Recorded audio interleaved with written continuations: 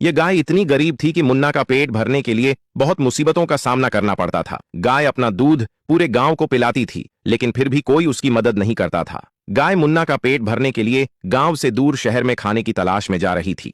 तभी उसने देखा कि एक आदमी आने वाले दिनों में रेस प्रतियोगिता का ऐलान कर रहा है और रेस जीतने वाले को 1 लाख रुपए का नकद इनाम रखा गया था। गाय ने सोचा, मैं तो रेस नहीं जीत सकती, लेकिन मुन्ना को रेस की तैयारी करवा सकती हूँ। गाय अपनी गरीबी दूर करने का यह अवसर हाथ से नहीं जाने दे सकती थी, इसलिए उसने शरीर और ताकत दोनों बढ़ाने का सबसे महंगा ड्रिंक लाकर दिया। उसके बाद वह दिन रात एक करके गार्डन में जाकर दौड़ लगाने लगा। कुछ दिन बाद मुन्ना पहलवान बन जाता है और रेस के लिए निकल जाता है। उसी रेस में एक रेड बुल था जो मुन्ना का बहुत मजाक उड़ा रहा था। रेस शुरू हो जाती है और कोई भी किसी से कम नहीं था, सब बराबरी में दौड़ रहे थे और मुन्ना धीरे धीरे अपनी स्पीड को बढ़ाता है और वह सबसे आगे हो जाता है।